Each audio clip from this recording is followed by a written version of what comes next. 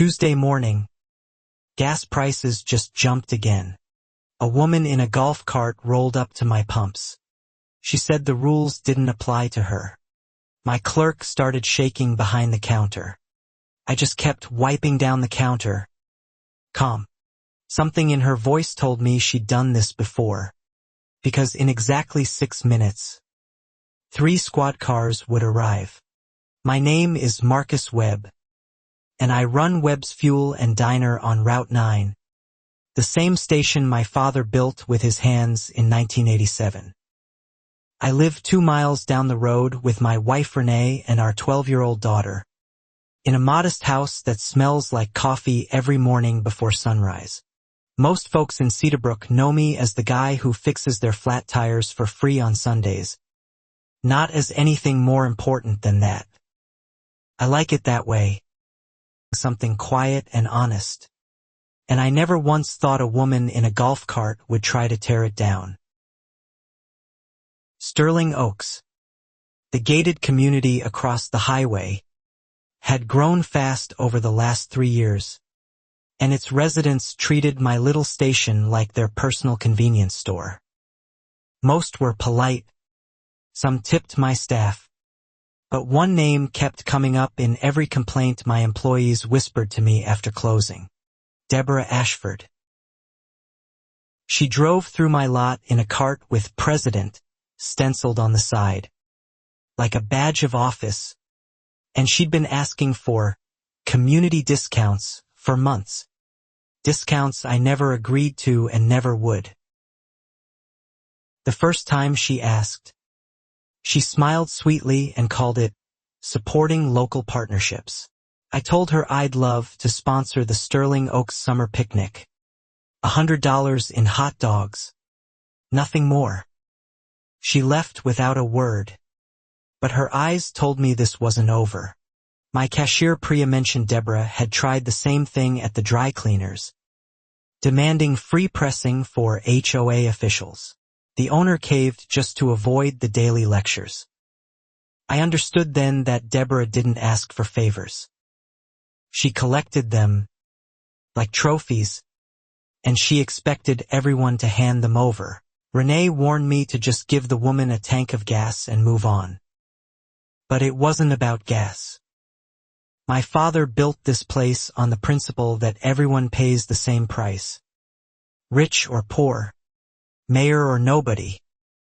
I wasn't about to break that rule for a golf cart and a title. Word around town was Deborah's husband had passed 2 years back, leaving her the HOA presidency almost by inheritance, since nobody else wanted the headache of the position. She ran Sterling Oaks like a fiefdom, fining neighbors for mailbox colors and lawn ornaments nobody else even noticed.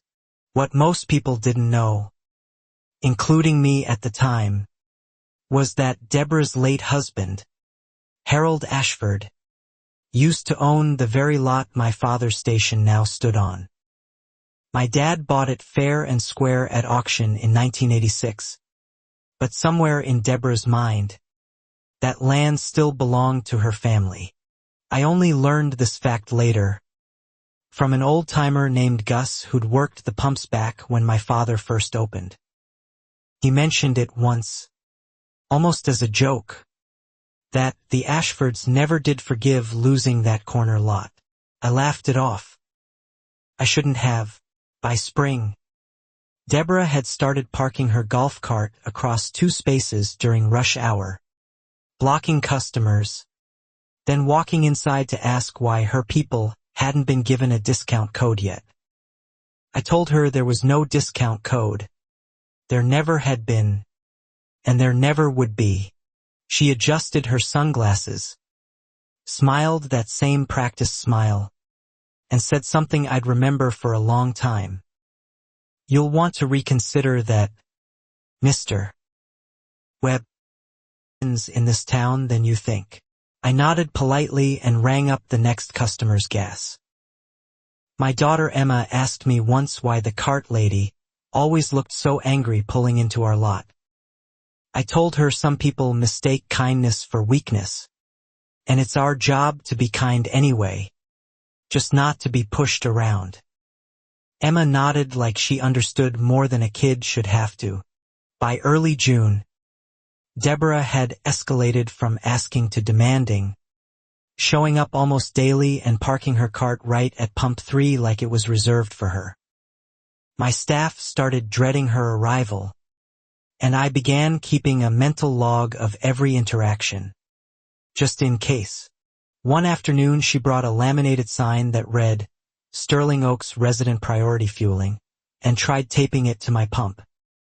I peeled it off in front of her without saying a word. Her face went red, but she said nothing back, just climbed into her cart and drove off in silence. The following week she returned with 2 other HOA board members, a nervous man named Todd and a quiet woman named Carol, both of whom avoided eye contact with me the entire visit. Deborah did all the talking, insisting Sterling Oaks deserved corporate partner pricing since we shared a zip code. I explained, patiently, that I wasn't a corporation. I was a family business with slim margins, and giving discounts to 300 households would put me under within a year. Deborah's jaw tightened. Todd shifted his weight. Quietly, "Deborah, maybe we should just go." Deborah ignored her and told me she'd be documenting this refusal for the HOA newsletter, framing me as unfriendly to the neighborhood. I told her she was welcome to write whatever she liked, as long as it was true.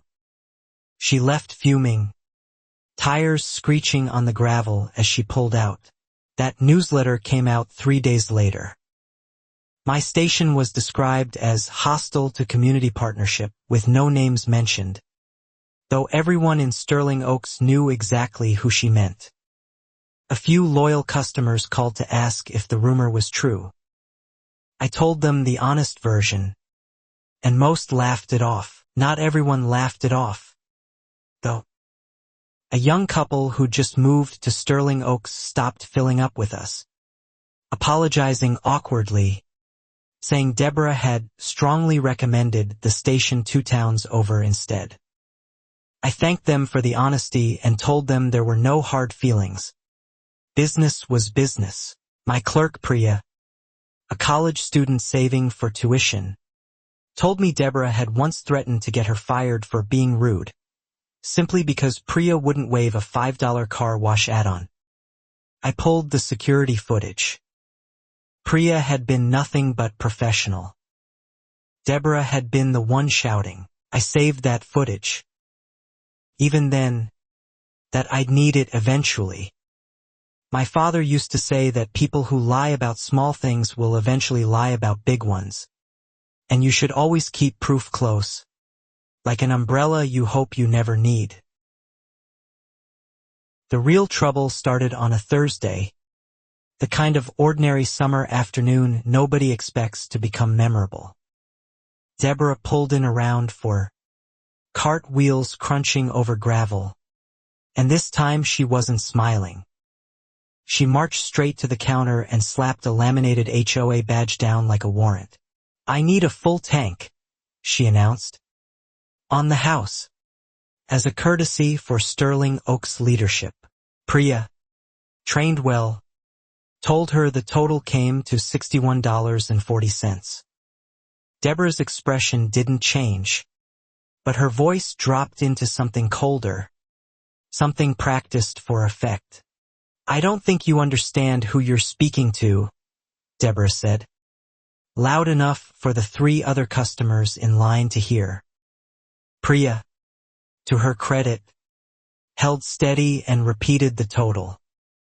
Deborah turned to the small crowd forming and declared, "This station discriminates against HOA officials.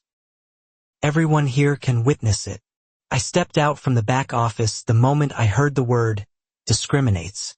I introduced myself calmly, told her I owned the station, and explained again, evenly, that pricing was the same for every customer regardless of title. Deborah's eyes narrowed. sizing me up like an obstacle to remove. "You're going to regret this," she said, low enough that only I could hear it clearly. I told her I regretted very few things in life, and this wasn't going to be one of them. She stormed back to her cart, pulled out her phone, and started dialing before she even sat down. A retired trucker named Walt, waiting behind her in line, muttered, "Here we go again," under his breath. Apparently this wasn't Deborah's first performance at a local business.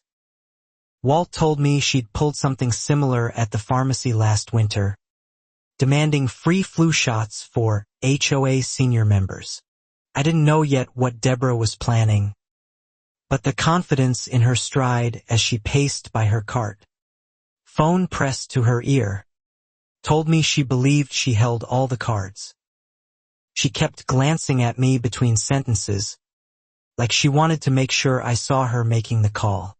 Priya asked if she should call me over the intercom for backup, but I told her to just keep serving customers like normal. Panic was exactly what Deborah wanted to see. I wasn't going to give her the satisfaction.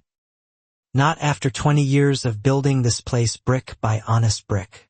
Within minutes, Deborah hung up the phone, straightened her blouse, and walked back inside with a fresh coat of confidence on her face. "The police are coming," she announced to the store at large. "And when they get here, you're going to wish you'd just given me the free gas." I told her that was fine. The police were always welcome at my station, and offered her a bottle of water while she waited. She refused it, insulted, as if kindness itself were another weapon aimed at her dignity. She sat in a booth by the window, arms crossed, watching the road. Word spread fast in a small town. By the time 10 minutes had passed, 2 of my regular customers had already pulled out their phones to record, sensing something worth remembering was about to unfold in the middle of an ordinary Thursday afternoon at Webb's Fuel and Diner. The first squad car pulled in 8 minutes later. Lights off, engine humming low as it parked near the pumps. Deborah stood up immediately, smoothing her blouse, already composing her version of events in her head before the officer had even stepped out of the vehicle. The officer who got out was young, maybe 25, with a name tag reading Ruiz. Deborah beat him to the door, launching into her story before he could even greet me.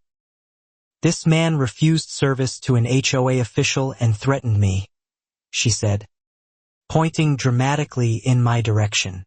Officer Ruiz glanced at me, then back at Deborah, clearly unsure how to process a threat allegation against a man calmly restocking a shelf of chips. He asked her to slow down and explain from the beginning. Deborah obliged, embellishing details with every sentence like she was auditioning for daytime television. I let her finish completely before saying a word. "My father taught me that the innocent don't need to interrupt." When she was done, I simply said, "Officer, we have security cameras covering the entire counter and lot. You're welcome to review the footage before drawing any conclusions." Deborah's confidence flickered, just slightly, at the mention of cameras, though she recovered fast. "Of course there's footage," she said. "It'll show exactly what I said happened." Officer Ruiz nodded and asked to see it, and I led him to the small back office where the monitors lived. While we reviewed the footage, showing Deborah demanding free fuel and raising her voice at Priya, a second patrol car arrived outside. Through the window I watched a familiar figure step out, someone I recognized instantly, though Deborah clearly had no idea who had just walked onto the scene. It was Officer Dana Kessler, one of the newest hires on the force, barely 6 months in. She wasn't there for backup exactly. She'd been running routine patrol nearby and heard the call go out on the radio. Recognizing the address as her own gas station stop most mornings, Dana walked in, saw me, and gave a small nod of familiar respect before her eyes landed on Deborah. Something shifted in her posture, a stiffness I hadn't expected. Deborah, meanwhile, hadn't looked up yet, too busy rehearsing her complaint again for the benefit of the growing audience by the door. "Mom," Dana said quietly. The word landed in the room like a dropped glass. Deborah spun around, and for the first time since she'd walked in demanding free gas, her face lost every trace of composure.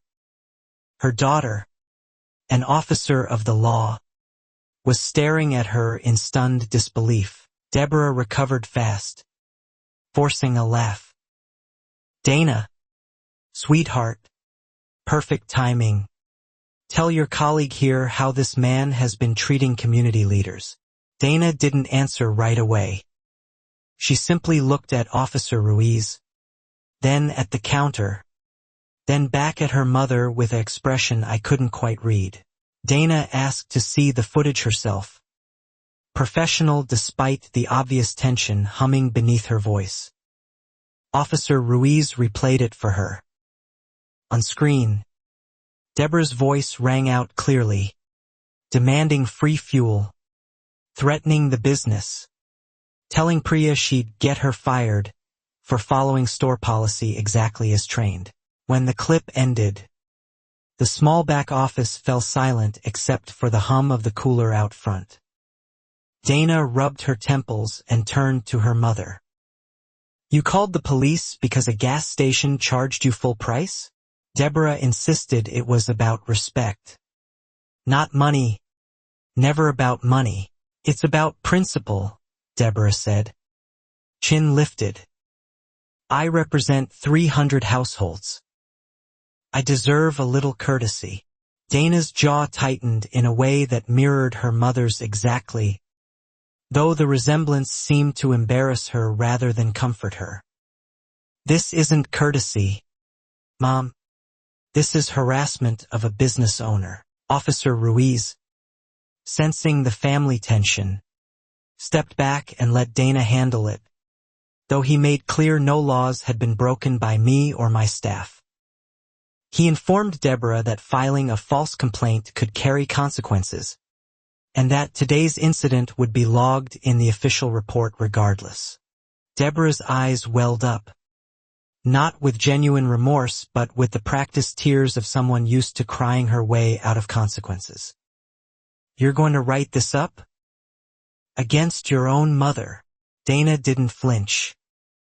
"I'm going to write down exactly what happened, because that's my job, Mom." The small crowd of customers who'd gathered near the window exchanged glances, some suppressing smiles, others just uncomfortable witnessing a family argument unfold in a gas station. I felt a strange pang of sympathy for Dana, caught between duty and blood in front of strangers on an ordinary Thursday. Deborah turned to me next, her tone shifting instantly from wounded to venomous. "This isn't over, Mr. Webb," hated me in front of my own daughter. "I have friends on the town council. You'll regret ever hearing my name." I simply nodded and said I already regretted very little. She stormed out to her golf cart, Dana following a few steps behind, clearly trying to talk her down before she made things worse. I watched through the window as mother and daughter argued quietly by the cart, Deborah gesturing wildly, Dana standing with arms crossed, unmoved by the theatrics. Officer Ruiz apologized for the disruption before leaving, mentioning under his breath that this wasn't the first family complaint involving Deborah Ashford that had crossed his desk. I asked what he meant, but he just shook his head and said it wasn't his place to elaborate further. That night, Renee asked how my day had gone, And I told her the whole story over dinner while Emma listened wide-eyed from the kitchen table. Renee laughed at first, then grew serious.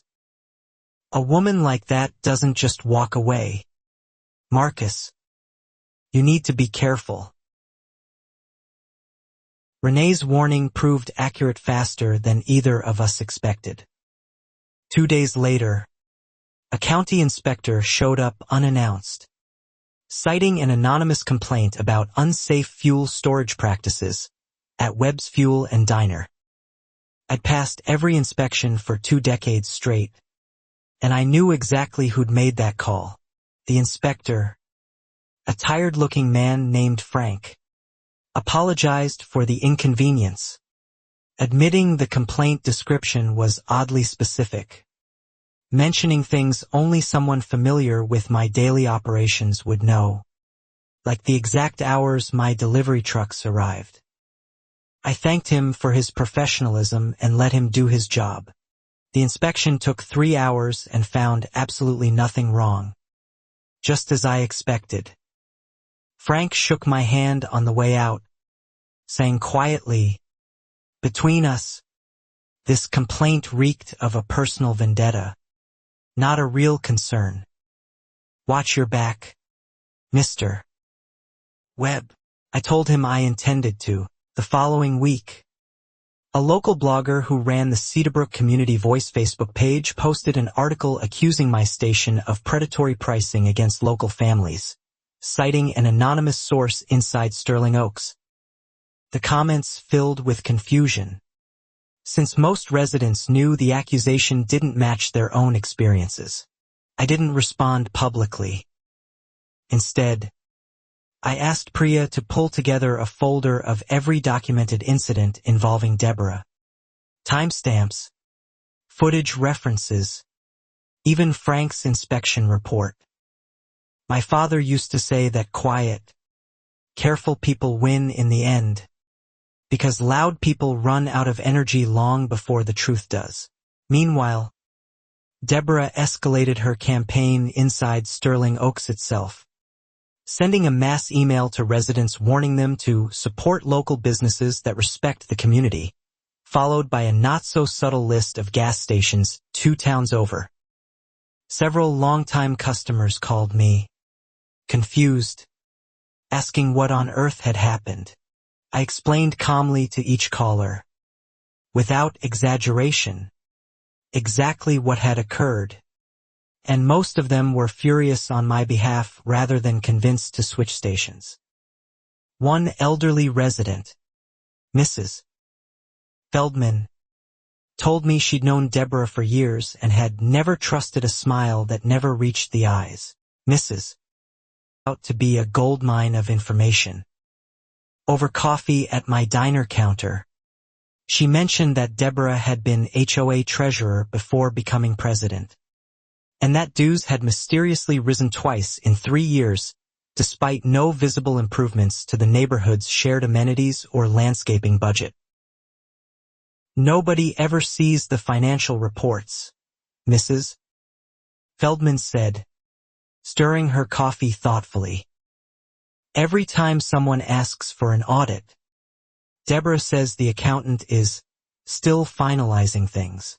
It's been going on for 2 years now. A small seed of suspicion planted itself in my mind that afternoon. I didn't chase that thread yet. Too busy simply trying to keep my business running and my staff protected from further harassment. But I filed the information away carefully, the same way my father taught me to keep spare parts organized. Because you never know exactly when you'll need them. A brief calm settled over the station for almost 2 weeks. Deborah didn't visit. The blogger moved on to a different controversy about parking permits, and business returned to its usual quiet rhythm. Renee joked that maybe the storm had finally passed, and I almost let myself believe her. Emma's summer softball season kept us busy those 2 weeks, and for a while the whole Deborah Ashford situation faded into background noise, the kind of story you tell at barbecues rather than something that keeps you up at night. I even started to feel a little foolish for keeping that folder. Dana stopped by the station once during that quiet stretch. Off duty, wearing regular clothes instead of her uniform. She apologized again for her mother's behavior, looking genuinely embarrassed. I told her she owed me nothing, that children aren't responsible for their parents' choices, especially grown children with their own careers. Dana lingered a bit longer, buying a coffee she didn't really need, and eventually admitted something that stuck with me. My mom's been different since Dad died. Angrier. Everything because she couldn't control that. I nodded, understanding grief could curdle into something ugly if left unchecked. But then Dana added something else, almost as an afterthought. She's also been weird about money lately. New car, new furniture, but she says the HOA account is always tight for maintenance. I don't know. It's probably nothing. I filed that comment away too, right next to Mrs. Feldman's suspicion. The calm ended on a Saturday morning when Deborah returned. Not alone this time, but with a lawyer trailing behind her. A sharp-suited man carrying a leather folder stuffed with papers. She marched into the diner with the confidence of someone who believed she'd finally found her winning move. The lawyer introduced himself as representing the Sterling Oaks Homeowners Association and handed me a formal letter alleging that my station's overflow lighting violated a decades-old county ordinance, disturbing residents' sleep, and demanding I install shielded fixtures within 30 days or face a civil lawsuit for damages.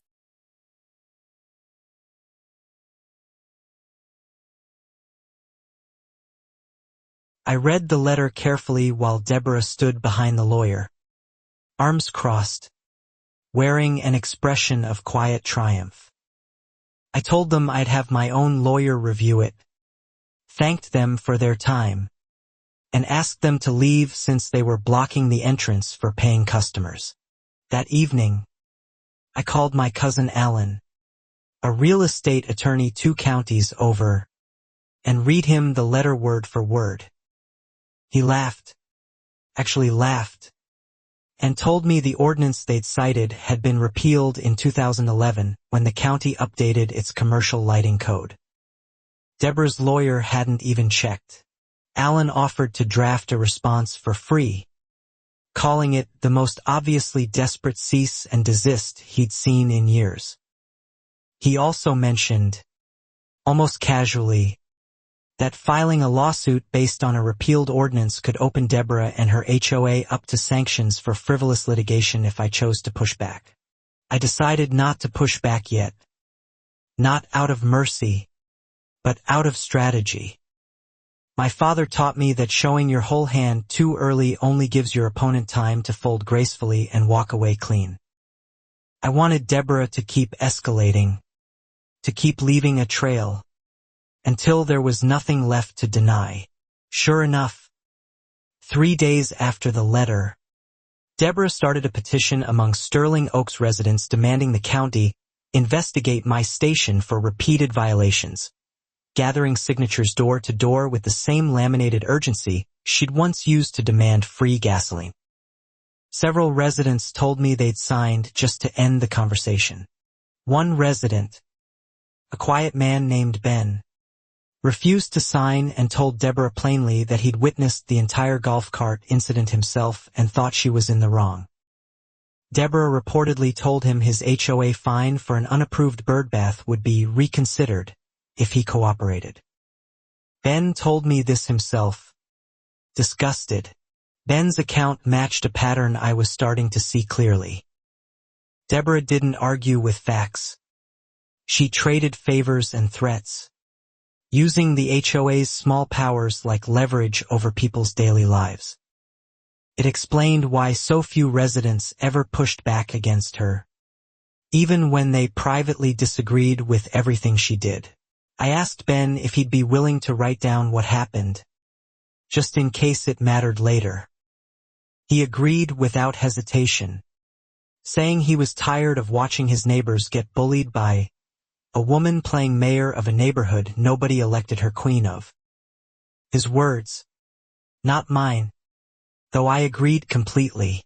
Around this time, Priya mentioned that a woman matching Carol's description, the quiet HOA board member, had come into the diner alone one evening and asked, almost nervously, whether we kept detailed financial records of every transaction. Priya said yes, standard practice, and Carol had seemed strangely relieved by the answer. I didn't think much of it at the time, assuming Carol was simply curious or perhaps considering switching stations herself. It would take another few weeks before I understood exactly why Carol Whitfield had been so interested in how carefully a small business tracked its money, down to the very last dollar. The lighting ordinance letter fizzled out exactly as Alan predicted, quietly dropped after his response cited the 2011 repeal, though Deborah never publicly acknowledged the mistake. Instead, she pivoted, telling residents the county had asked her to withdraw temporarily while they gathered more evidence against my station's practices. It was a lie, obviously, but it worked on people who wanted to believe their HOA president was fighting a righteous battle rather than admit she'd been wrong. I started to understand that Deborah's real power wasn't authority. It was narrative control, and she was very, very good at controlling it. My regular customers, though, remained loyal, and a few even started leaving reviews online defending the station, describing decades of fair pricing and honest service. The blogger who'd posted the original accusation quietly deleted her article after several residents left comments correcting the record with detailed, dated experiences of their own.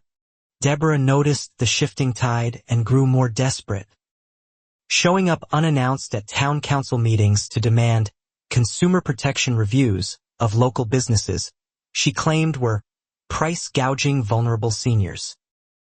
Nobody on the council took the accusation seriously, since gas prices were publicly posted and identical to every station nearby. I attended one of those meetings myself, quietly, sitting in the back row without saying a word.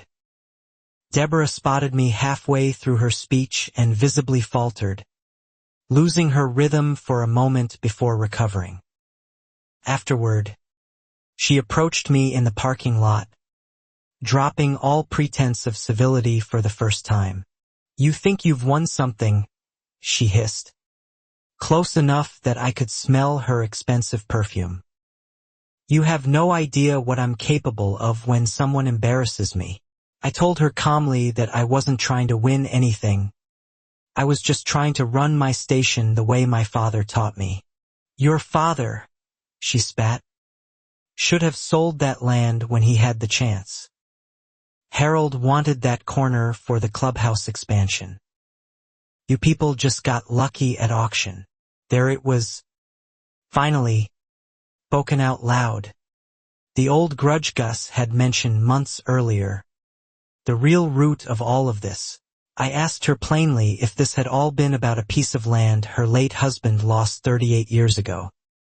She didn't answer, just turned and walked briskly back to her golf cart, leaving me standing there with a piece of the puzzle I hadn't expected to find so directly. That night I told Renee everything, and she sat quietly for a long moment before saying, "So this was never about gas at all. It was about a grudge she inherited and never let go of." I nodded slowly. Grudges like that, left to fester for decades, rarely end quietly on their own. With the land motive now confirmed, I felt less angry and, strangely, more sad for Deborah, understanding now that her cruelty came from an old wound rather than simple entitlement. But sympathy only stretches so far when someone is actively trying to destroy your family's livelihood over ancient real estate resentment. I decided it was time to start looking more seriously into the HOA's finances. The thread misses.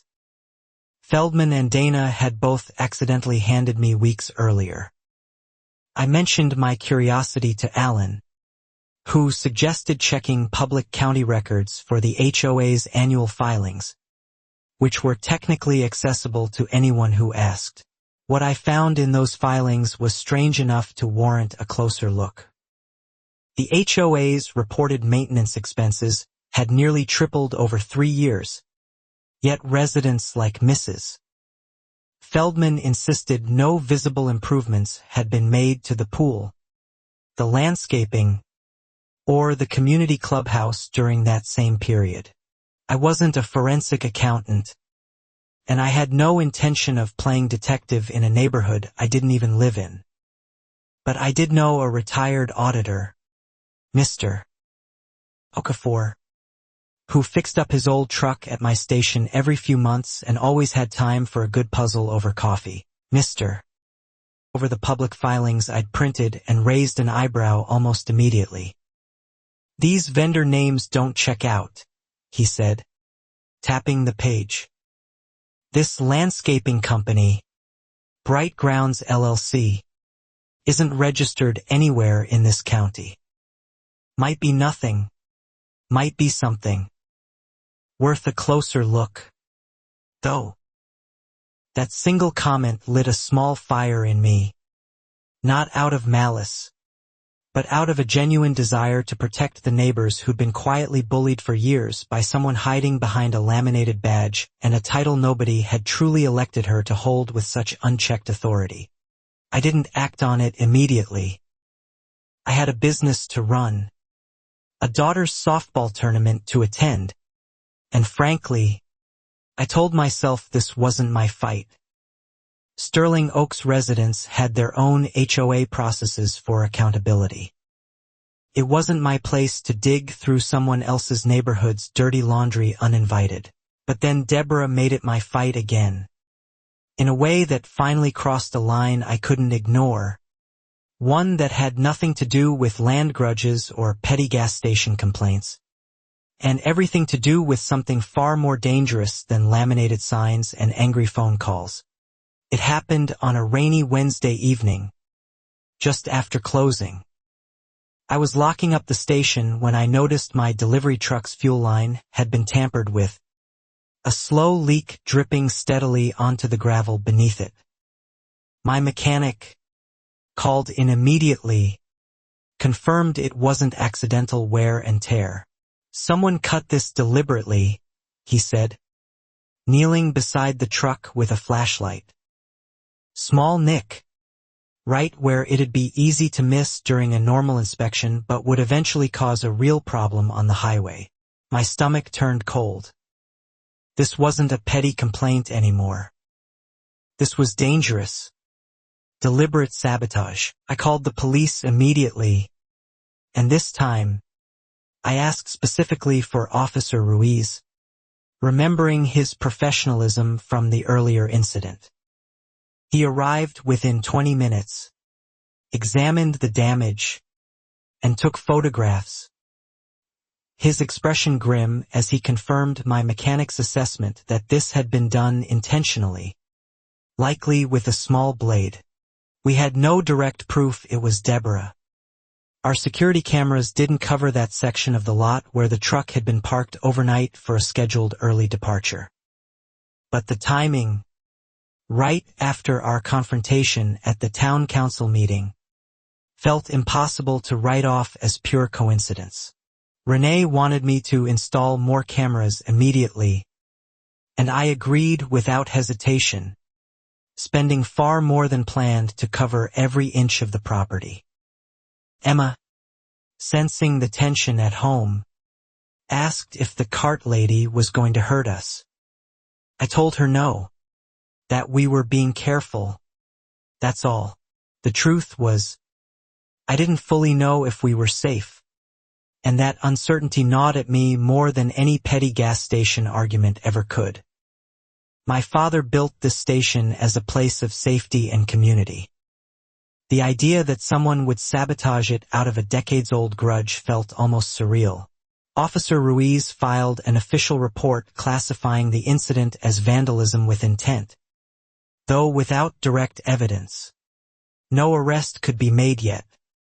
He did mention, quietly, that he'd be keeping an informal eye on any further complaints or incidents connected to Sterling Oaks or Deborah Ashford specifically going forward. Dana called me personally that same night, off duty, her voice tight with worry that had nothing to do with professional obligation. "Marcus, I need you to be careful. I don't know what she's capable of anymore. She's not the mom I grew up with. Something's changed in her. Badly." I asked Dana directly if she thought her mother was capable of the sabotage. She was quiet for a long moment before answering. "I don't want to believe it. She's been erratic lately, and I don't know why. I'm scared for you. Honestly." The new cameras were installed within 4 days, covering every angle of the lot, including the section where the truck had been parked. I told my staff to report anything unusual immediately, no matter how small it seemed. The atmosphere at the station shifted, careful and watchful in a way it never had before. A week passed without incident, and I started to breathe a little easier, though the sabotage lingered in the back of my mind like a splinter I couldn't quite remove. Then Mr. Evening. His voice tight with the particular excitement of someone who'd found exactly what he was looking for. "Bright Grounds LLC," he said, "is registered in a completely different state, filed by a company called Ashford Holdings. Marcus, that's Deborah's late husband's name. I think she's been paying a shell company she controls for landscaping work that never actually happened, using HOA dues collected from every resident." The revelation landed heavier than I expected. This wasn't just a grudge over old land or a petty demand for free gasoline. Deborah had been quietly embezzling from her own neighbors for years, funding whatever lifestyle Dana had vaguely alluded to, all while punishing anyone who dared question her authority. I sat with that information for a long time, unsure what to do with it. It wasn't technically my business, and I had no formal standing within the HOA. But I thought of Mrs. N and his birdbath, of every resident quietly bullied into silence by fear of arbitrary fines. I called Mrs. gently explaining what Mr. Okafor had found, careful not to accuse without solid ground beneath the claim. She was quiet for a moment, then said simply, "I always knew something was off. Thank you for telling me, Marcus. What do we do with this now?" Together, we decided the right path forward wasn't a public accusation or a dramatic confrontation, but a formal request for an independent audit, submitted through proper HOA channels by enough residents that Deborah couldn't simply dismiss or bury it the way she had every previous complaint against her leadership. Mrs. turned out, had far more allies than either of us realized. Within 2 days, she'd quietly gathered 11 signatures from residents fed up with years of unexplained dues increases and vague financial reports, enough under the HOA bylaws to legally force an independent review of the books. Deborah, of course, didn't go down without a fight. When she received the audit request, she reportedly stormed into the HOA office, according to Carol, and demanded to know who had organized it, insisting it was a coordinated attack orchestrated by outsiders who had no business interfering in Sterling Oaks affairs. Carol finally broke her long silence during this chaos, calling Mrs. Feldman directly to say she'd suspected financial irregularities for over a year, but had been too afraid to speak up, since Deborah controlled which residents received fine waivers and which ones faced relentless petty code enforcement over trivial violations. She threatened to expose my late payments on HOA dues if I ever questioned her, Carol admitted, her voice shaking through the phone. I have 3 kids and a mortgage. I couldn't risk a lien on my house over something I couldn't prove. I'm sorry I stayed quiet for so long, Mrs. assured Carol that nobody blamed her, that Deborah had built an entire system designed to keep good people silent through fear and small humiliations. Carol agreed to formally corroborate the audit request, becoming the first board member willing to go on record against Deborah's years of quiet control. Meanwhile, Deborah escalated her behavior toward me specifically, perhaps sensing the walls closing in from multiple directions at once. She began parking her golf cart directly outside my station during business hours, not buying anything, simply sitting there, watching, as if trying to intimidate customers away through sheer presence alone. My regulars found it almost comical after a while, several of them waving cheerfully at her on their way inside, refusing to be intimidated by a woman glaring from a golf cart like a villain in a low-budget movie. Deborah's silent protest, if that's what it was, accomplished absolutely nothing. Frustrated by her failing intimidation tactics, Deborah tried a new approach, calling the county zoning office to allege my newly installed security cameras violated residential privacy laws, since one camera technically overlooked a sliver of the road facing Sterling Oaks. The zoning officer, unimpressed, closed the complaint within a single afternoon.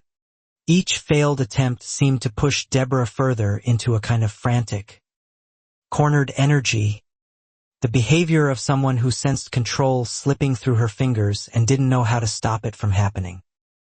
Dana told me privately that her mother had started drinking more, sleeping less, growing paranoid. She keeps saying everyone's out to get her, Dana confided during a quiet visit to the station. I tried to talk to her about the audit, tell her to just cooperate if she has nothing to hide, but she completely shut down and told me I'd betrayed the family. The independent audit officially began the following Monday, conducted by a licensed accountant hired through the county's Small Business Bureau, someone with no personal connection to Sterling Oaks, Deborah, or anyone involved in the growing dispute. Deborah was legally required to provide full access to the HOA's financial records. She stalled for nearly a week, citing a corrupted hard drive and missing physical files from a supposed office flood the previous spring, a flood nobody else on the board could actually recall happening. The auditor, patient but firm, informed her that continued obstruction would be reported to the county directly. Under mounting pressure, Deborah finally produced the records, though several key documents from the past 18 months were conveniently still being located. What she did hand over was more than enough for the auditor to spot immediate, glaring inconsistencies between reported expenses and any verifiable proof of actual work performed. The auditor's preliminary findings, shared confidentially with the HOA board, estimated nearly $90,000 in unaccounted funds over 3 years, funneled primarily through Bright Grounds LLC and 2 other vaguely named vendors that traced back through public filings to addresses connected to Deborah's late husband's old business network. When Todd, the nervous board member, learned the preliminary figures, he reportedly went pale and immediately requested a leave of absence from the board, citing personal stress. Though residents speculated he simply didn't want to be anywhere near the fallout once the full findings became public knowledge. Deborah, sensing the audit slipping entirely beyond her control, made one last desperate move. She called an emergency HOA meeting, framing it as a chance to clear her name against what she called a smear campaign led by outside business interests, a thinly veiled reference to me and Mrs. Feldman. I wasn't a Sterling Oaks resident and had no right to attend the meeting, but Mrs. Feldman kept me updated by phone throughout, describing a packed community room, nearly 200 residents crammed in, many of them furious after finally hearing whispers about the missing dues money circulating the neighborhood. Deborah stood at the podium, composed but visibly rattled beneath the surface, and delivered a speech about her years of selfless service to the community, insisting the financial irregularities were simple bookkeeping errors that any reasonable person would understand happens in complex nonprofit organizations run by volunteers. A resident near the back, an older man named Harrison, stood up mid-speech and asked plainly why bookkeeping errors always seemed to benefit companies connected to her late husband's name. The room fell silent, then erupted into murmurs, and Deborah's composed mask cracked visibly for the very first time in public. "How dare you?" she snapped, abandoning her prepared remarks entirely. "I have given this community everything. Do you know what it's like to hold this neighborhood together while grieving my husband alone? And this is my thanks. Accusations from people too lazy to volunteer for the board themselves. Mrs. She'd never seen a room turn on someone so quickly. What had started as sympathetic murmuring shifted instantly into open frustration.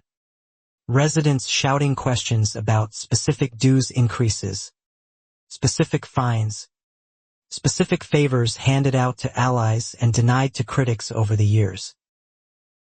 Carol, sitting quietly near the front, finally stood and addressed the room directly, confirming she'd corroborated the audit findings and had personally witnessed Deborah pressuring board members into approving payments to vendors nobody had ever independently verified.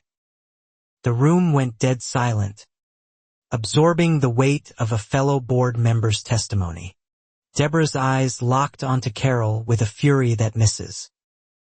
Feldman described as almost frightening, though Carol didn't back down, visibly shaking but resolute.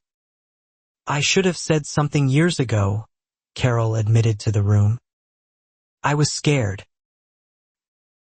This needs to stop."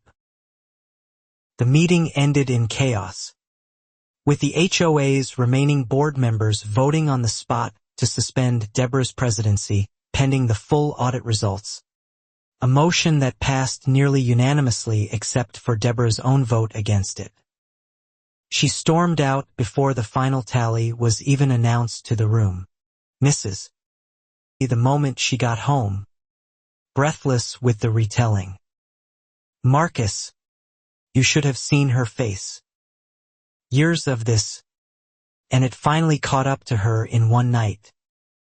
I almost feel sorry for her. Almost.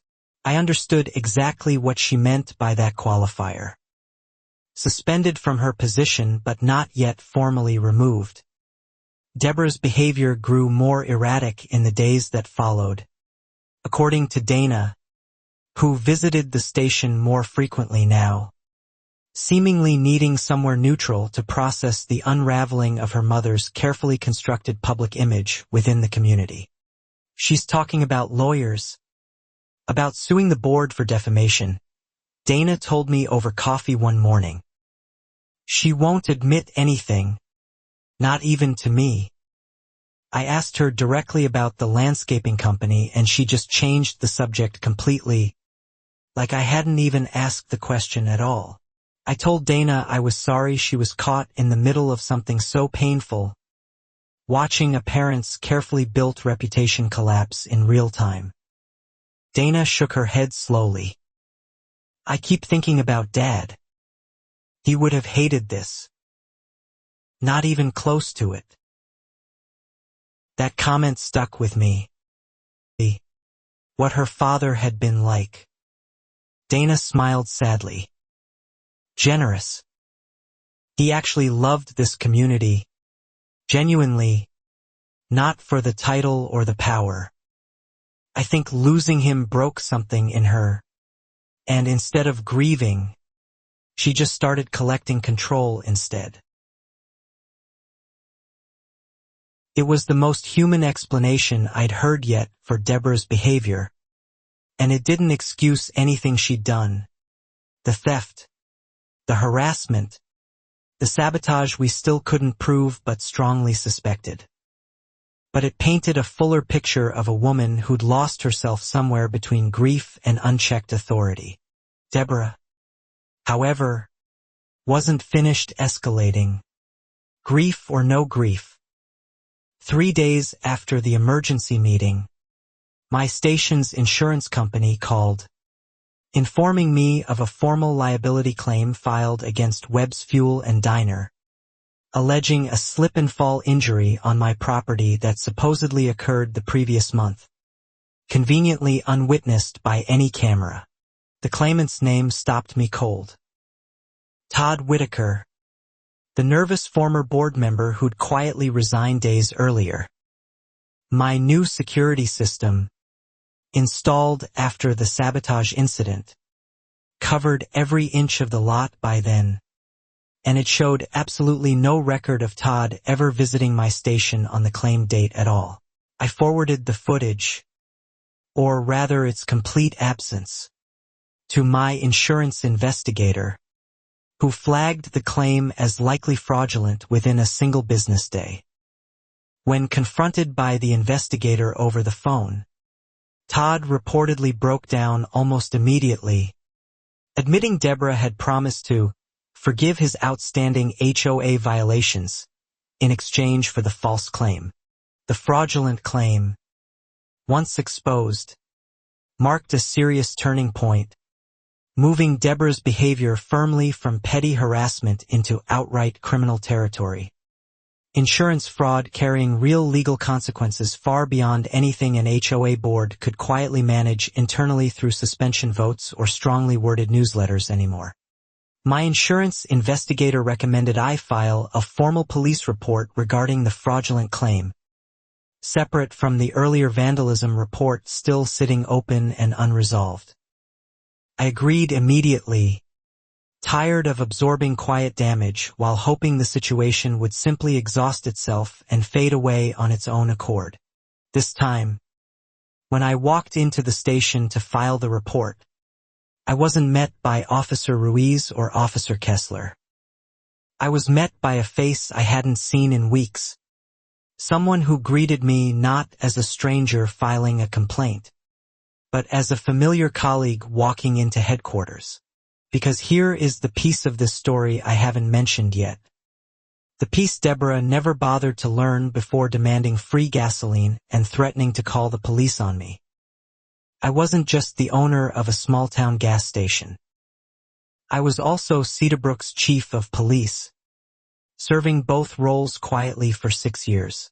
I'd taken the position after our previous chief retired, agreeing to serve part-time while running the station, splitting my hours between the pumps and the precinct 2 blocks down Main Street. Most longtime residents knew this about me. Deborah, new to the area and insulated within Sterling Oaks, simply never had. It explains so much. Looking back, the confused hesitation from Officer Ruiz during that very first call, the careful way he'd deferred to me without quite explaining why, the quiet respect in his voice even while investigating a complaint technically filed against me. He'd known exactly who he was dealing with the whole time. I'd asked my officers, from the very beginning, to treat every call involving me with complete professional neutrality, refusing any special treatment simply because of my title. I wanted every complaint judged purely on its facts. which was precisely why the footage, the evidence, the honest record had always mattered so much to me. Sitting in my own precinct office that afternoon, reviewing the fraudulent insurance claim alongside the still open vandalism case, I finally allowed myself to consider the full pattern laid out across months. Harassment, sabotage, embezzlement, and now fraud, all traceable back to one woman's unchecked, spiraling need for control. I called in Detective Rosa Alvarez, my most thorough investigator, and asked her to formally connect the dots between the fuel line sabotage, Todd's fraudulent claim, and the embezzlement findings from the HOA audit, treating the cases not as isolated incidents but as a single, escalating pattern of criminal behavior.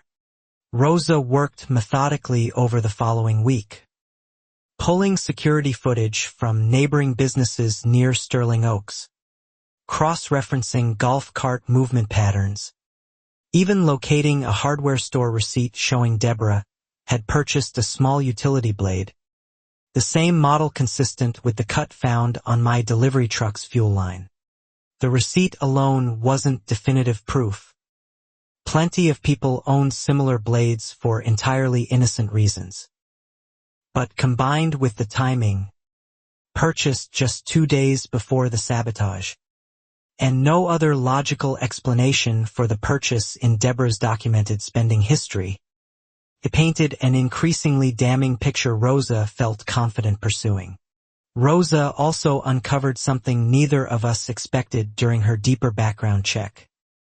A pattern of behavior stretching back further than Cedarbrook itself. Deborah and Harold Ashford had lived in 2 previous towns before Sterling Oaks, and in both locations, remarkably similar HOA financial disputes had quietly followed them out the door. In one previous town, Deborah had resigned abruptly from a homeowners association treasurer position amid unspecified financial concerns that were never formally investigated. The records showed, likely because the family moved away before anything could be substantiated, leaving behind confused, frustrated neighbors and no real accountability whatsoever. This wasn't a woman who had simply lost herself to grief in Cedarbrook, as sympathetic as that explanation had felt weeks earlier. This was a long-established pattern, predating even Harold's death, of exploiting small positions of community trust for personal financial gain, repeated quietly across multiple towns for over a decade. Learning this, I felt the last traces of sympathy I'd held for Deborah harden into something firmer, more resolved. Grief might explain erratic behavior in a moment of crisis. It didn't explain a decade-long pattern of calculated financial exploitation dressed up carefully as community service and neighborhood leadership. Rosa presented her full findings to me and the district attorney's office by the following Monday, recommending formal charges across multiple counts: insurance fraud tied to Todd's false claim, criminal mischief for the sabotage, and embezzlement pending the HOA's completed independent audit report due within the next 2 weeks. The district attorney's office agreed the evidence was strong enough to proceed, though they wanted the finalized audit numbers before formally filing the embezzlement charges, ensuring the case would be airtight rather than rushed. In the meantime, they authorized moving forward on the fraud and vandalism charges immediately. I made the difficult decision to recuse myself from any direct involvement in Deborah's arrest, given the obvious personal history between us, assigning the case fully to Rosa and Officer Ruiz to avoid even the appearance of impropriety. My father always said justice loses its meaning the moment it looks personal. Dana, informed through official channels rather than family gossip, requested a private meeting with me before the arrest proceeded, understandably devastated by what they investigation had uncovered about her own mother's decade-long pattern of deception spanning multiple towns and multiple communities she'd once claimed to selflessly serve. "I need you to know I had no idea," Dana said, her voice cracking slightly across the small conference table. "About the other towns. About any of it. I thought this was just grief making her erratic. I didn't know it went back this far. This deep." I believed her completely. I told Dana that nobody, including me, held her responsible for her mother's choices, and that her professionalism throughout this entire ordeal, especially reporting her own mother's initial complaint honestly, spoke volumes about her character. She thanked me quietly, tears finally falling, months of tension breaking loose all at once. Dana asked to be excused from any direct role in the arrest itself, a request Rosa and I granted immediately and without hesitation. Nobody should be asked to participate in handcuffing their own parent, regardless of how thoroughly that parent's actions had betrayed the trust of an entire community over years. The arrest was scheduled for a Thursday morning, timed deliberately for when Deborah would be home alone. Away from the golf cart theatrics and public audience, she seemed to thrive on manufacturing whenever she felt cornered or challenged by anyone daring to question her authority or her actions. Rosa and Officer Ruiz arrived at Deborah's Sterling Oaks residence just after 9, presenting the warrant calmly and professionally. According to Rosa's later report, Deborah answered the door already dressed immaculately, as though she'd somehow anticipated this exact moment arriving eventually, despite weeks of denial and deflection beforehand. "This is absurd," Deborah reportedly said, though notably without the fiery outrage that had characterized every previous confrontation throughout this entire saga. Rosa described her demeanor as strangely resigned, almost hollow. The fight finally drained out of her after months of escalating consequences catching up all at once. She was booked on charges of insurance fraud and criminal mischief that morning, with embezzlement charges formally added 2 weeks later once the completed HOA audit confirmed the full $93,000 in misappropriated funds, funneled through shell companies connected to her late husband's old, quietly dissolved business network. News of the arrest spread through Cedarbrook and Sterling Oaks within hours, the kind of story that dominates every coffee shop conversation and grocery store checkout line for weeks afterward. I received dozens of calls and messages, some sympathetic, some simply curious, a few even apologetic for ever doubting my station. The blogger who'd originally accused my station of predatory pricing published a follow-up article, this time thoroughly researched, detailing Deborah's full pattern of behavior across 3 towns, the embezzlement, the fraud, and the initial gas station confrontation that had somehow, improbably, started this entire unraveling months earlier. Mrs.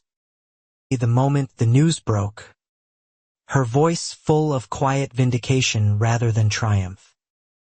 "We did it, Marcus." All those years of feeling powerless against her. And it just took some honest neighbors and one stubborn gas station owner refusing to back down over a tank of gas. I told her it had taken far more than that. Her courage in organizing the audit request, Carol's willingness to finally speak up, Mr. Okafor's sharp eye for irregular filings, Ben's honest testimony, and yes, maybe a little bit of my own stubbornness inherited directly from my father's example decades earlier.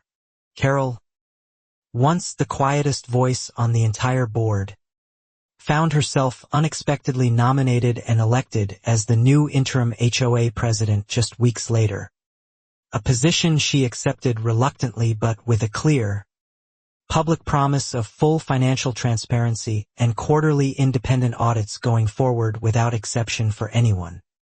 Her first official act was publishing every financial record from the past 5 years online, accessible to any Sterling Oaks resident, along with a formal apology for the years of silence that had allowed Deborah's exploitation to continue unchecked for so devastatingly long within their own trusted community. Todd, facing his own separate fraud charges for the false insurance claim, ultimately cooperated fully with prosecutors in exchange for a reduced sentence, providing crucial testimony about how Deborah had systematically pressured board members using fear, favors, and selective enforcement of trivial HOA violations over several consecutive years.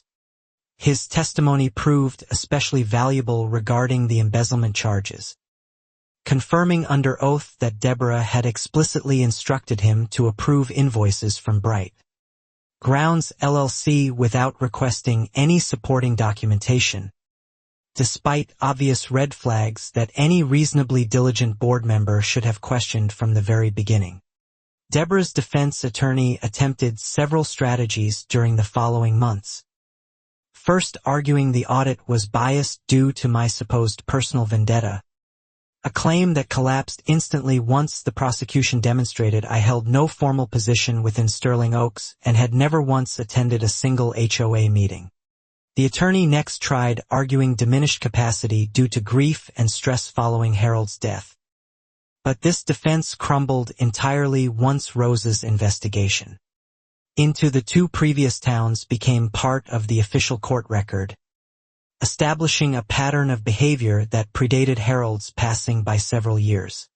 Facing overwhelming evidence across 3 separate charges, Deborah's attorney eventually negotiated a plea agreement rather than risk trial, one that required full restitution of the embezzled funds, formal admission of guilt on all counts, and a lengthy probationary period alongside a permanent ban from serving in any HOA leadership role. The sentencing hearing took place on a cold morning in late autumn, nearly 5 months after that first Thursday afternoon when Deborah had demanded free gasoline and called the police on a gas station owner she had no idea also happened to be the town's own chief of law enforcement. I attended, not out of vindictiveness, but because Mrs. Feldman, Ben, and several other Sterling Oaks residents had asked me to be present, saying my quiet refusal to bend that first day had ultimately given them the courage to demand accountability they'd been too afraid to pursue alone for years. Deborah looked smaller somehow in the courtroom, stripped of the laminated badges and the golf cart and the carefully cultivated authority she'd wielded for so long. When the judge read the restitution amount aloud, $93,000, she stared straight ahead, offering no visible reaction whatsoever to the number. Dana sat 2 rows behind her mother, present but composed, having made peace, as much as anyone reasonably could, with the reality of what her mother had done. She caught my eye once during the proceedings and offered a small, tired nod, an acknowledgement of everything we'd both endured together. The judge, addressing Deborah directly before finalizing the sentence, noted the particularly troubling pattern of exploiting a volunteer leadership position meant to serve the community, turning trust into a weapon against the very neighbors who had elected her, repeatedly, across multiple towns, believing each time in her stated good intentions. Deborah was sentenced to 18 months, with a portion suspended pending full restitution payments, along with 3 years of probation and a court order, permanently barring her from holding any officer position within a homeowners association or similar community organization anywhere within the state going forward. Outside the courthouse afterward, reporters from a regional news outlet, having picked up the story once it hit the wire services, asked me for a comment. I kept it simple, telling them the whole situation started over a tank of gas and a refusal to treat any customer differently than another. My father built that station on one rule, I told the reporter. Everybody pays the same price. No exceptions. No favors. No titles that matter more than fairness. I just tried to keep that rule alive. Everything else that came out of it, honestly, surprised me as much as anyone else. The story ran statewide within days, picked up by outlets curious about the strange, almost cinematic twist of a demanding HOA president unknowingly calling the police on the town's actual police chief, only to have that single confrontation eventually unravel a decade of quiet financial exploitation across 3 different states. Business at Webb's Fuel and Diner increased noticeably in the weeks following the coverage. People driving in from neighboring towns just to see the station where it had all started. Some ordering coffee and pie. Others simply wanting to shake my hand and thank me for standing my ground. I found the attention a little uncomfortable. Honestly, never having sought recognition for simply refusing to give free gasoline to someone who demanded it rudely. Renee teased me about it constantly, calling me Cedarbrook's most reluctant local celebrity every time another customer asked to take a photo by the pumps. Sterling Oaks, under Carol's steady new leadership, began the slow process of rebuilding trust within the community, holding monthly open financial reviews, and inviting any resident to attend board meetings without fear of retaliation or selective fines. A stark, welcome contrast to the years that had come before. Mrs.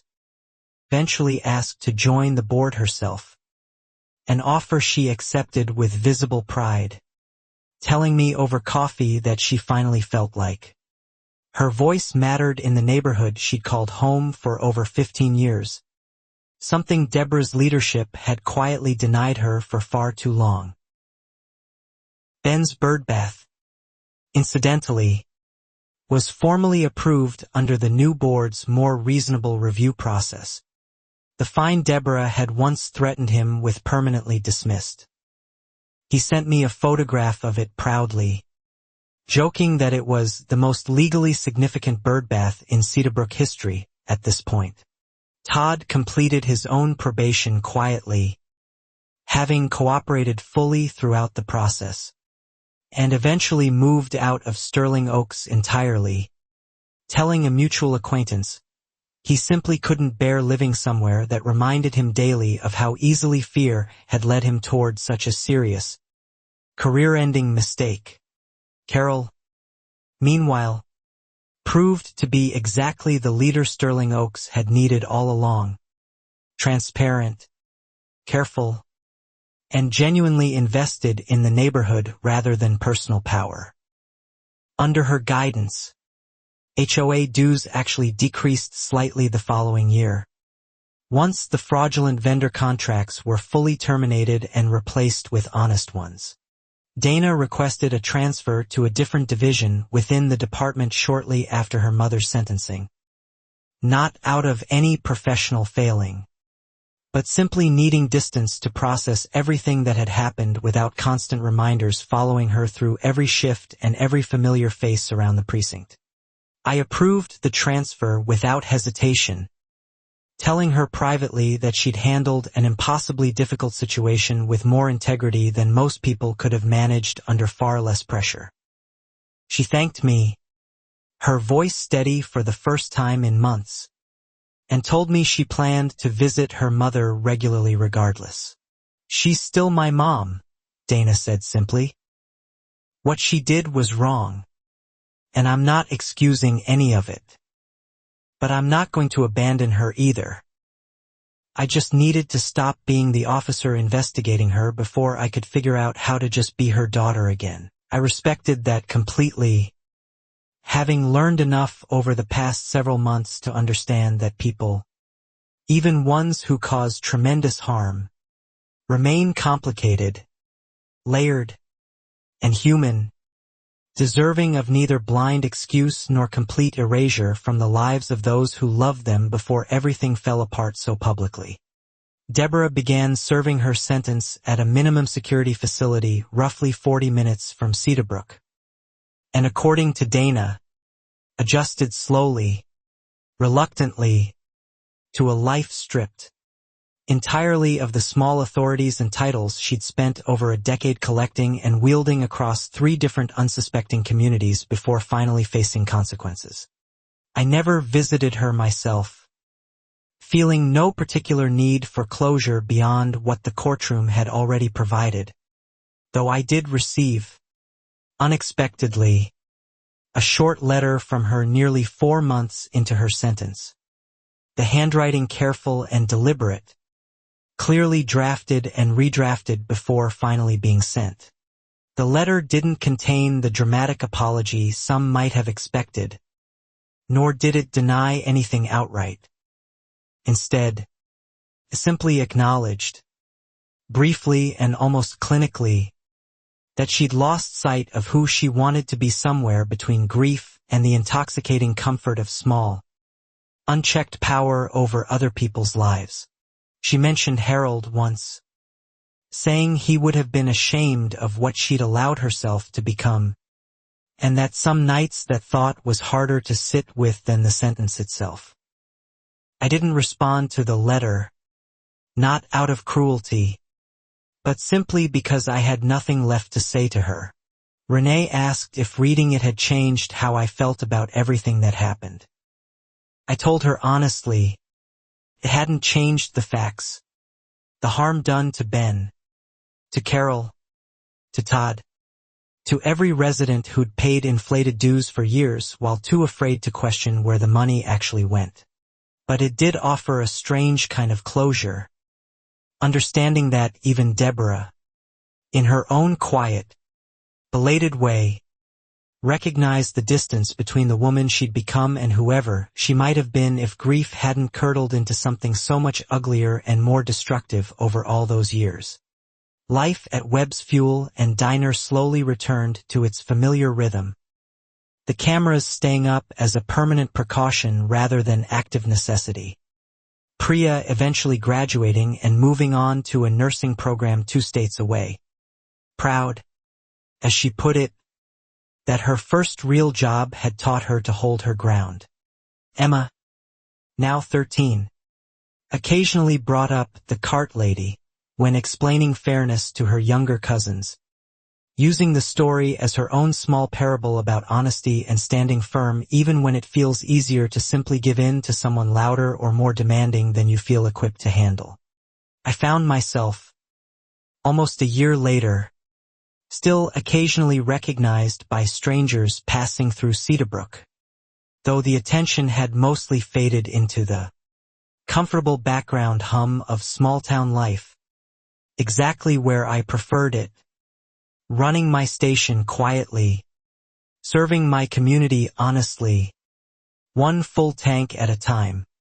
On the anniversary of that first Thursday confrontation, Mrs.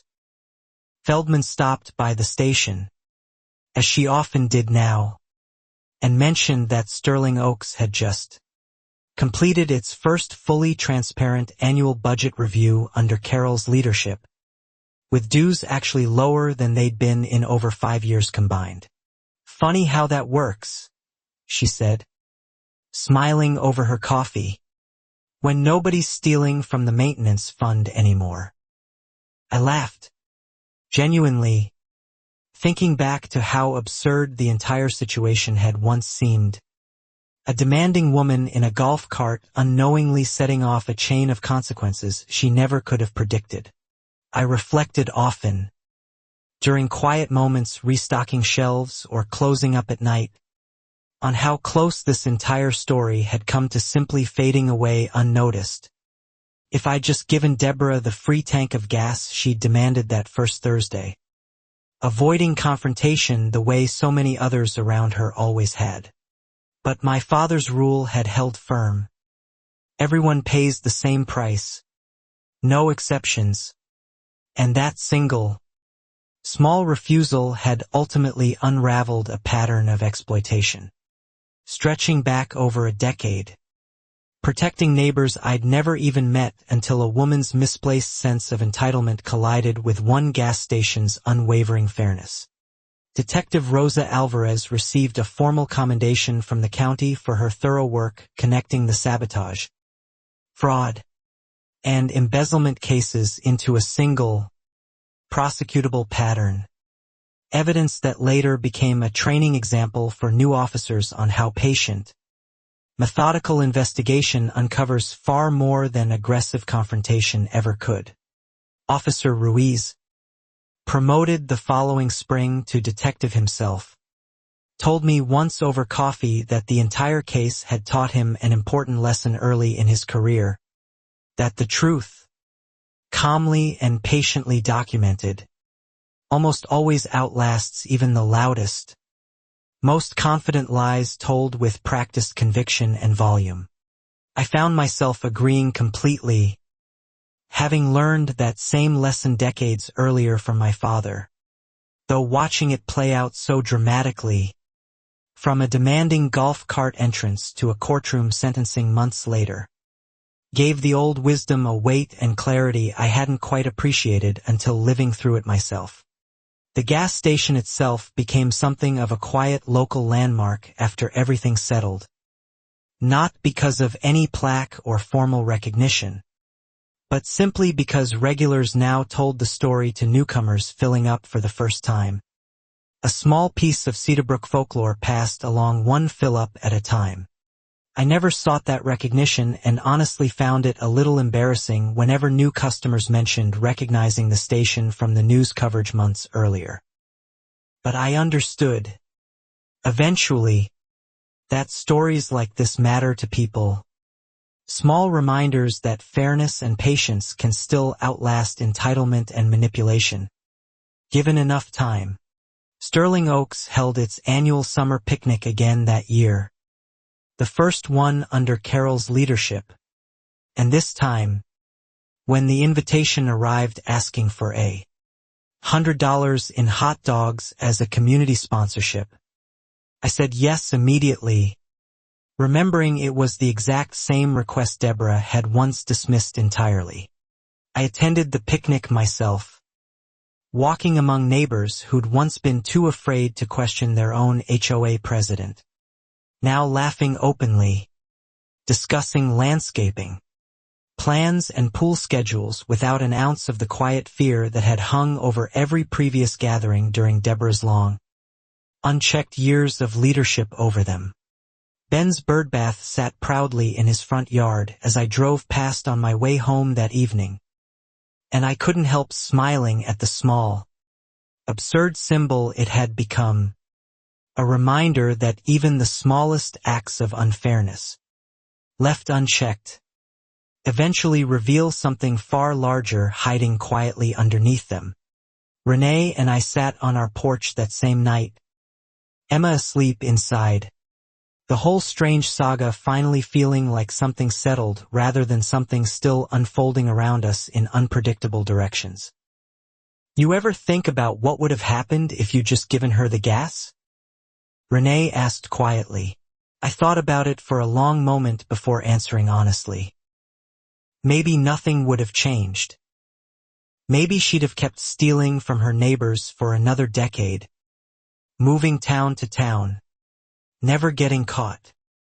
Renee nodded slowly, understanding exactly what I meant without needing further explanation between us. Sometimes the smallest refusal, I said, ends up mattering more than you ever expect it to. Renee smiled and rested her head against my shoulder. The two of us watching the quiet street where our daughter would grow up safely, in a town where fairness had, eventually, quietly, decisively won out. A year and a half after the sentencing, Carol reached out to invite me formally to a small Sterling Oaks community event honoring residents who had shown courage in difficult circumstances. A modest plaque ceremony held in the newly renovated clubhouse, funded honestly now, Dollar for verified dollar. I almost declined, uncomfortable as always with recognition for simply refusing to bend the rules for one demanding customer. But Mrs. telling me the ceremony wasn't really about me specifically. It was about the whole community finally having something worth genuinely celebrating together after years of quiet fear. I attended, standing awkwardly beside Ben, Carol, Mrs.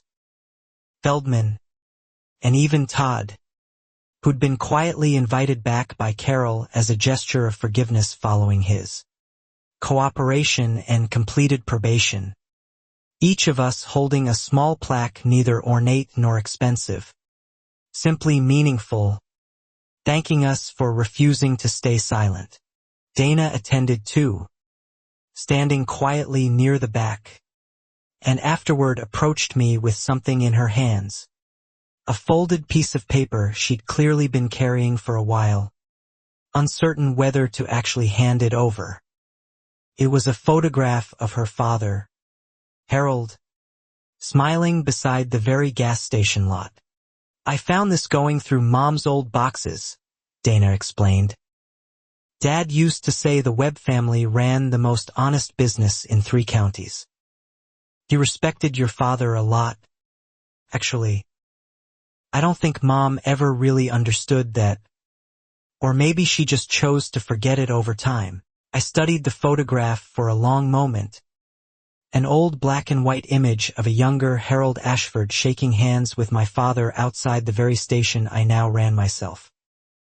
Whatever old grudge Deborah had carried for decades, it seemed her husband himself had never actually shared that resentment at all. You should keep this, Dana said. But I gently pushed the photograph back toward her. It belongs in your family, Dana, not mine. Your father sounds like he was a good man. That matters more than anything that happened after he passed. She nodded, tucking the photograph carefully back into her bag. We talked a while longer about her new assignment, about Emma's upcoming softball season, about ordinary things that had nothing to do with courtrooms or embezzlement or golf carts blocking gas pumps. Felt, for the first time since that original Thursday, like something had genuinely, fully closed between us. Deborah was released early for good behavior roughly 14 months into her sentence, moving quietly to live with a distant cousin 2 states away. According to Dana, choosing to start over somewhere nobody recognized her name from local news coverage or courtroom photographs printed in regional papers. I heard, secondhand through Mrs. Feldman, that Deborah had begun attending some kind of community accountability program required as part of her probation, volunteering modest hours at a local shelter. An ironic, humbling turn for a woman who'd once wielded volunteer leadership as a weapon rather than genuine service. I didn't know if it represented real change or simply court-mandated compliance. And honestly, it wasn't my place to judge which one it truly was. People sometimes change, slowly and imperfectly, long after the damage they've caused has already rippled outward into lives they'll never fully understand or repair. Carol's leadership of Sterling Oaks continued steadily, the community now holding annual elections with genuine competition for board positions, something unheard of during Deborah's decade of quiet, unchallenged control over an HOA most residents had once assumed was simply hers by default, rather than a role earned honestly. Mrs. actually became board treasurer herself, insisting on quarterly public financial statements as standard practice going forward, a small but permanent structural change born directly from everything the community had endured, ensuring no future leader could quietly exploit the same blind trust Deborah had relied upon for years. My station, Webb's Fuel and Diner, celebrated its 40th anniversary that same autumn, and I found myself standing behind the same counter my father once worked, telling Emma stories about how he'd built this place one careful decision at a time. Fairness above profit. Honesty above easy shortcuts. Emma, now old enough to understand the fuller weight of everything that had happened 2 years earlier, asked if I ever regretted refusing Deborah that first free tank of gas. Given everything it eventually set into motion for our family and for an entire neighborhood across the highway from us, I told her the truth, that I never once regretted it, not even during the sabotage, not even during the fraudulent claim, not even watching Dana's face crumble the day she recognized her own mother's voice on that first phone call. Fairness, I told her, is worth defending, even when it costs something. Besides, I added, smiling, if I'd just given her the gas, we never would have found out how much good could come from one small refusal. Emma laughed, rolling her eyes the exact way Renee does, and asked if she could work the counter herself this coming summer, just like Priya once had. I agreed, telling her the same rule I'd learned from my father and had now passed fully intact through every single day of this entire ordeal. Every customer pays the same price. No exceptions. No titles. No laminated badges demanding otherwise. Fairness isn't complicated. It just requires the courage to hold the line. Looking back now, I understand the whole saga began with something almost embarrassingly small. A woman demanding free gasoline on an ordinary Thursday afternoon. It grew, through her own choices rather than mine, into sabotage, fraud, and a decade of hidden embezzlement finally dragged into the light after years hidden. I never set out to expose anyone, never sought the recognition that eventually found me anyway.